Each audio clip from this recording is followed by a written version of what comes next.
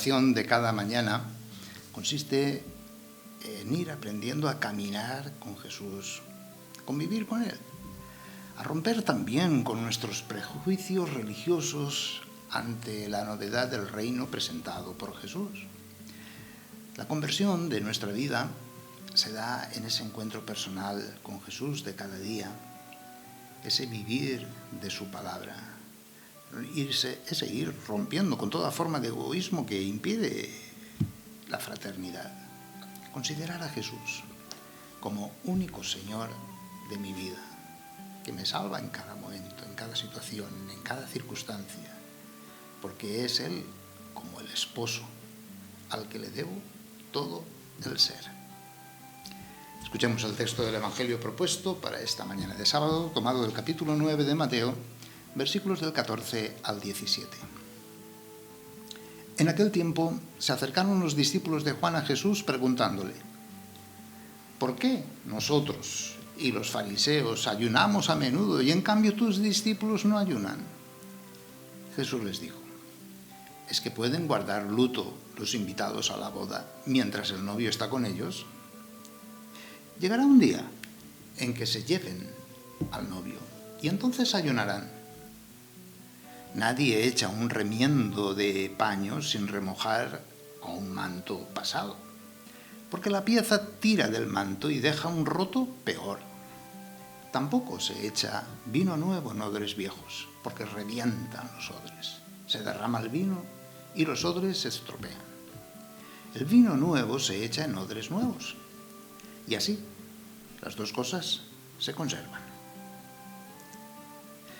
Por intercesión de la Santísima Virgen María, llena de gracia, cuya gloriosa memoria estamos celebrando, haz, Señor, que también nosotros podamos participar de los dones de tu amor. Intervenían los fariseos, en el texto de ayer meditábamos, y hoy intervienen los discípulos de Juan el Bautista, que vemos que se aferran, que estaban aferrados a su maestro, al Bautista.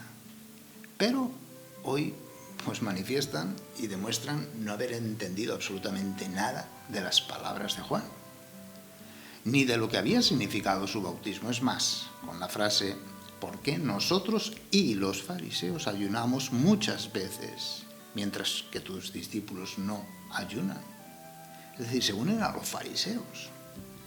Es como si quisieran decir: nosotros y los fariseos tenemos esta tradición arraigada en la ley. ¿Por qué tú no les dices a tus discípulos que hagan lo mismo? Provoca tristeza considerar cómo en la práctica los que seguían al Bautista se distanciaban de su maestro, que en su predicación siempre se había distinguido de Jesús en papel y función. Había dicho que él no era el Cristo, que después de él vendría uno al que no era digno de desatar ni siquiera el cordón de sus sandalias. Se había referido a él como el Cordero de Dios que quita el pecado del mundo, y había explicado a sus discípulos que el que debía crecer no era el amigo del novio, sino el novio mismo. Mejor que esto, no podía hablar para explicar a los suyos que su tarea llegaba ahora a su fin.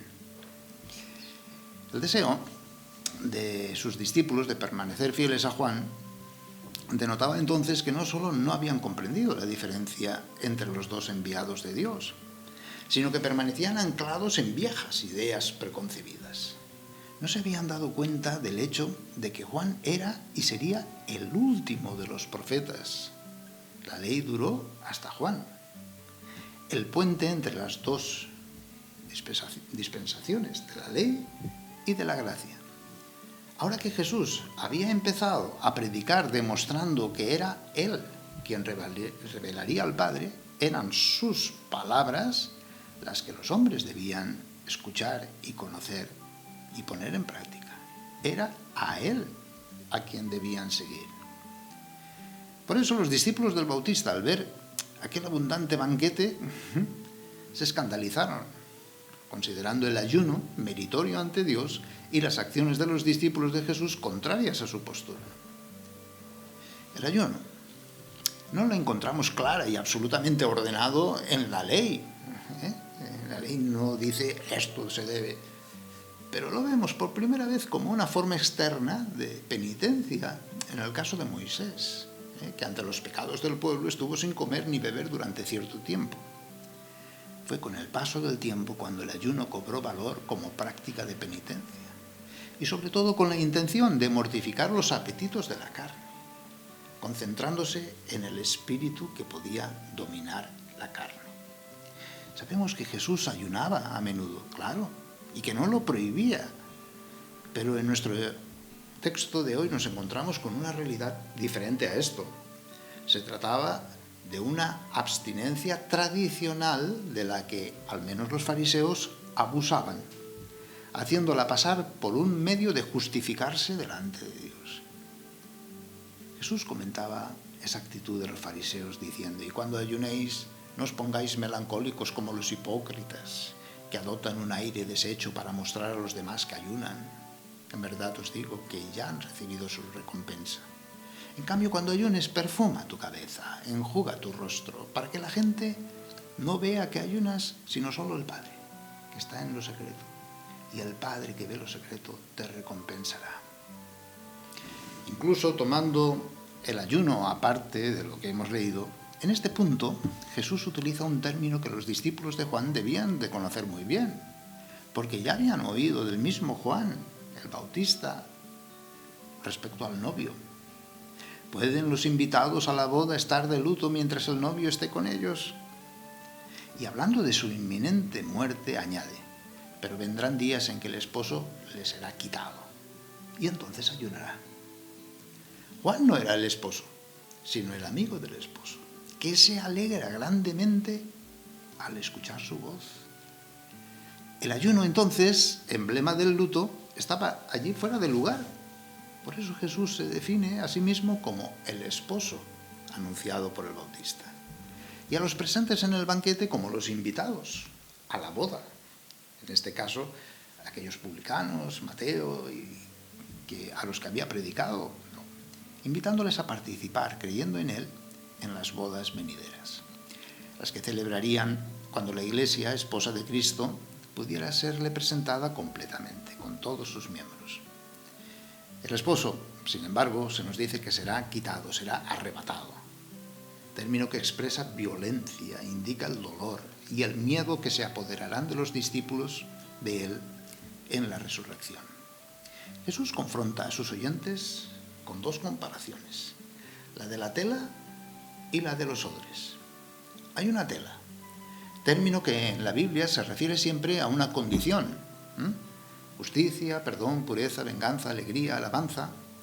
Y hay un remiendo, es decir, una parte nueva, pero áspera, inmanejable, porque remendarla haría que la tela vieja se encogiera al primer lavado, rasgándola y produciendo un efecto aún peor.